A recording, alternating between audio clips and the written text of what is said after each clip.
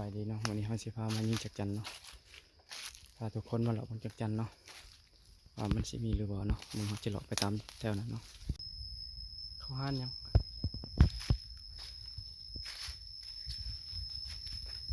งกกใดก็บ่มีกกใดก็บ่มี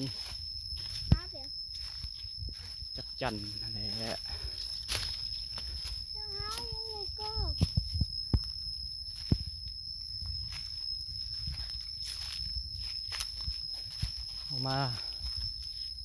เอามาใช้เอามาขำพวกเนี้ย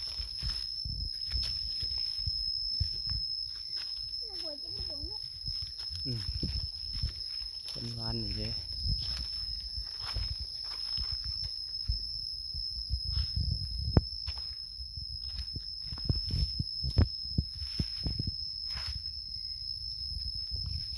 ช่วงเตียวเยากับช่วงเตะกก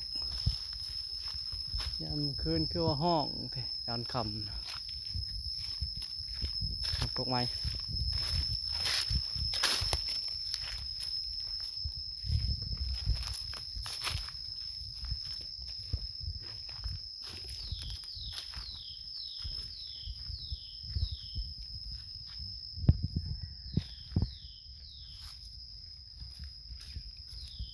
บ่มีกกนี่นะมันเคยมีแต่ก่อนมันก็หลายหนึ่งนี่บ่ออกเลยออกนุ๊ก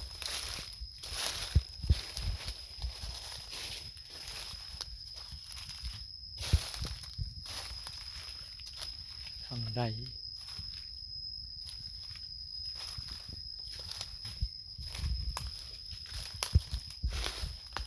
บอกนี่ขัดทำไมบ่มันมากับโตนี่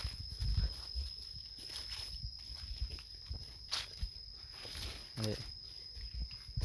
มาทางนี้ฉัน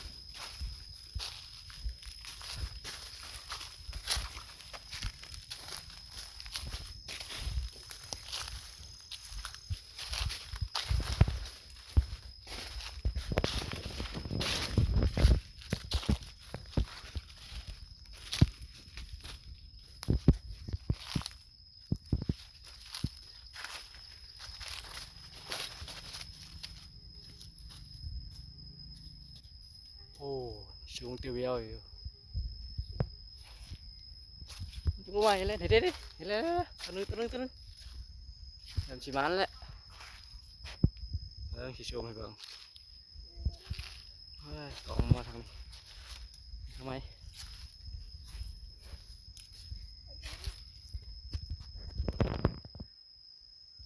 ชิโชว์ให้เบิ่งเลยทุกคนนาน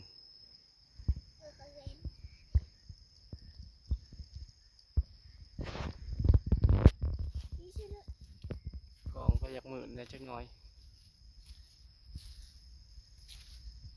นะ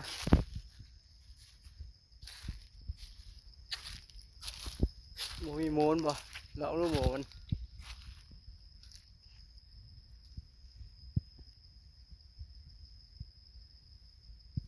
บ่มีโมนเนาะ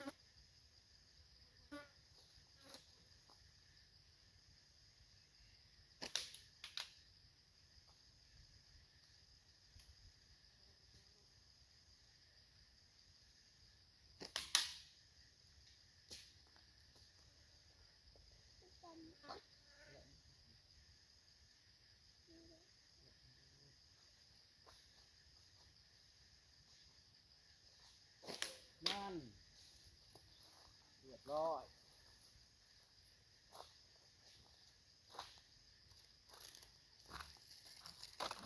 เรียบร้อยนี่ได้แล้ว1 แต้มนี่จักรจันทร์ตัวใหม่ต่อหมดแล้วบ่กกนี่ช่องโตได้หมดช่องบ่มีพิษแล้วโดนกกใหม่อีกเนาะ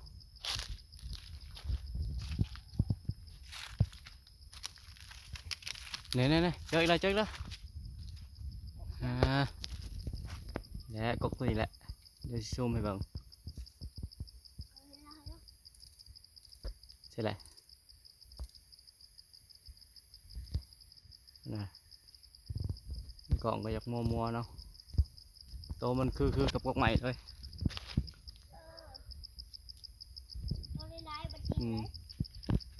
ลายแหละเห็นแล้วกกหน่อยมันทองตกแล้ว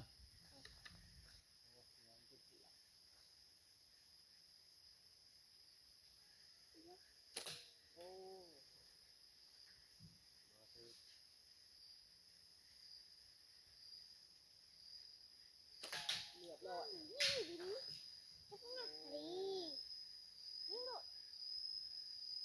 โอ้ตกฮะเห็นบ่โอ้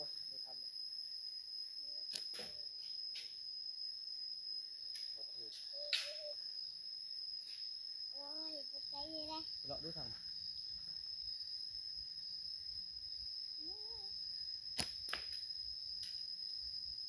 โคตร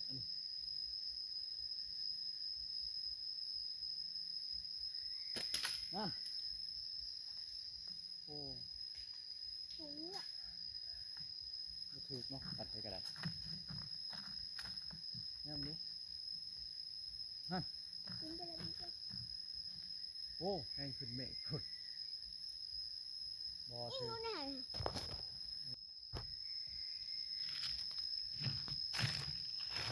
มีประมาณ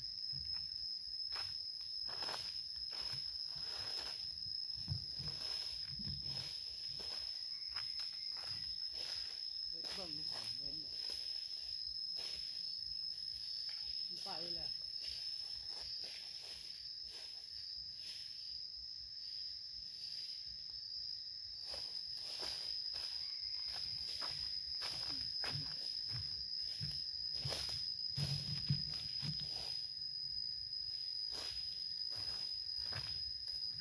ไปแล้วเอาตัวใหม่ต่อ2 ตัวบ่ได้พอโตยิงบ่ถึกกกนี่มันอยู่สูงเฮามาคำฮะ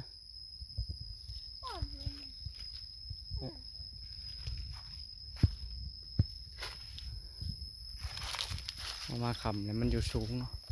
คันเฮามาแต่เช้าตองกวบเอาก็ได้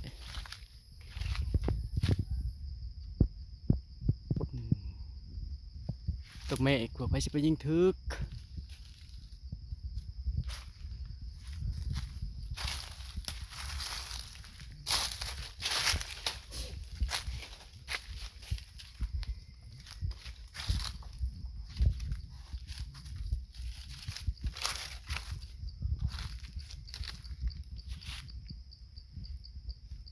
จำห่วยเนาะ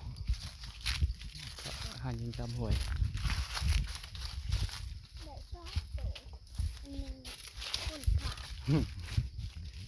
2 โตตาบอด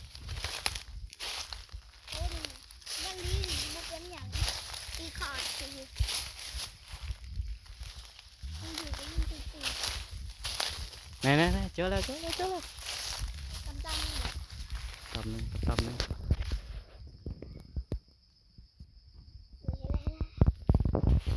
กล่องมันตัวนี้เจอแล้วเดี๋ยวเบิ่งเห็นชัดๆ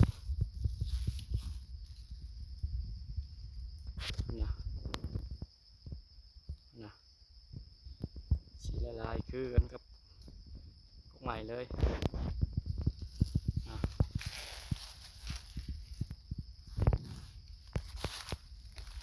เดี๋ยวเราจะมายิงมัน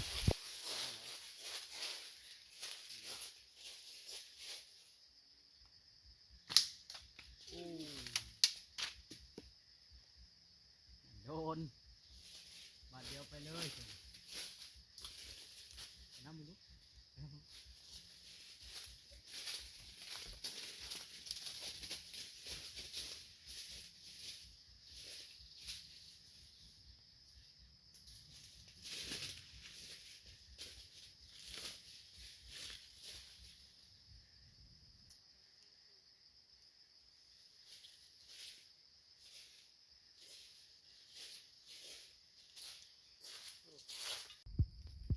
ยิงตะกกนี่เป็นบินไปทางไหนเดี๋ยวเราจะไปน้ำมัน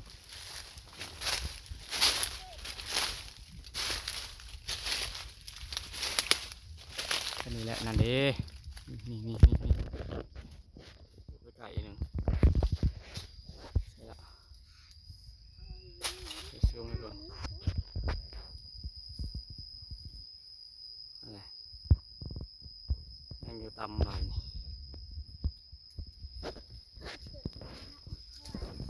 เสียเอาแท้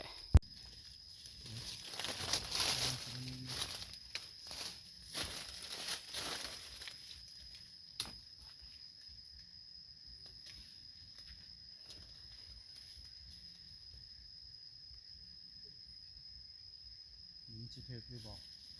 ต้องมาแล้วยังบ่ถึกเลย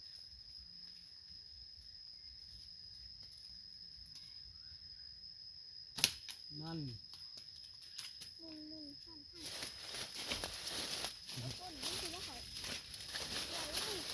ใส่ไปทำนี้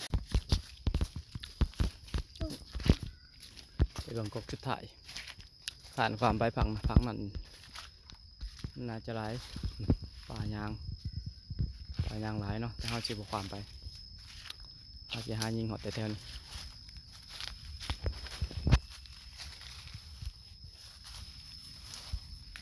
นี่บ่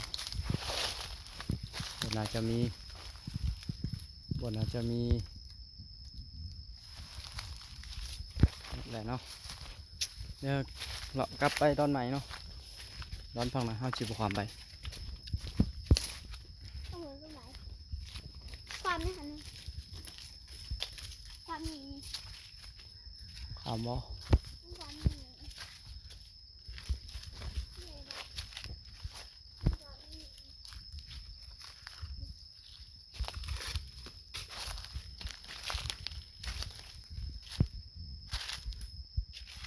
เราไปตามเราหัวช่วงนี้มันยังบ่หลายเนาะมันยังบ่ทันได้ออกหลายเพราะว่ามันฝนยังตกบ่ดูปานใดมันตกดูจังหน่อยบ่อึดเนาะกับกันน้ำห้วยหลายความไม่ใช่ ร้อนคือว่าคือ ไป ว่าย่างเด่นเลยอะไร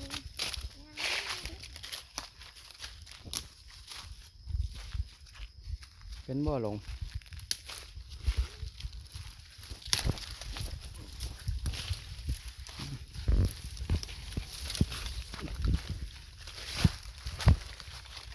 ทำหวย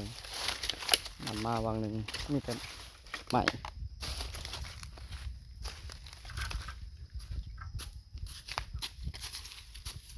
หวยเนาะ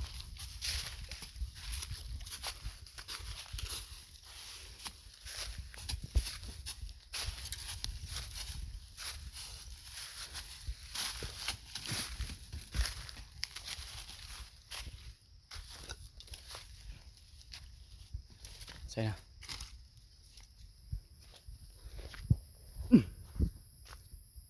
ความเนาะไปเลาะรู้ตัวทองไปคนเดียวกันนี่เอาไปตรงกันนี่แหละเอาดูปลาผู้ร้อนไปอยู่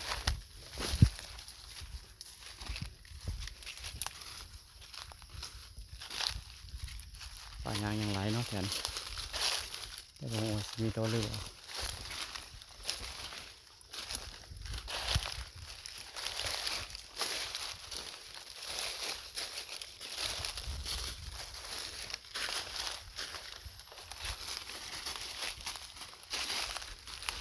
เห็นบ่ อันนี้เหรอ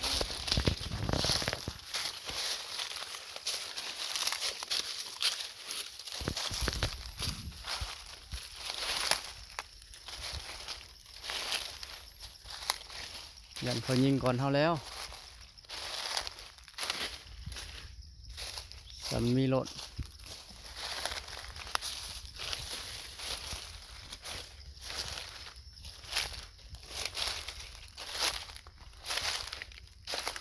เข้ามาตอนค่ำบ่เห็นจักจังเขาโตดอกนี้ต้องใช้เขายิงก่อนเฮาเลย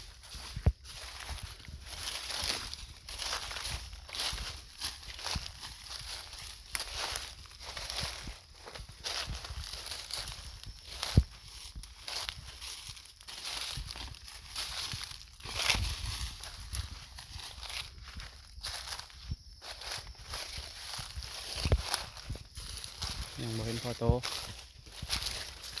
ไปเบางทางนั้น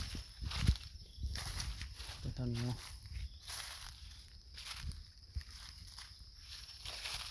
บ่มีจะเอาลงมา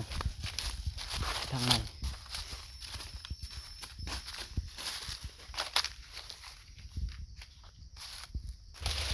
บ่มีนะ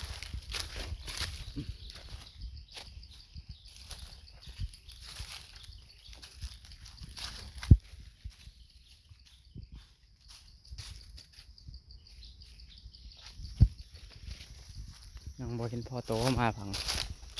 ต้องใช้เขายิงก่อนเฮาปกตินี่หลายเด้มาบางมื้อมามื้อนี้บ่พอโต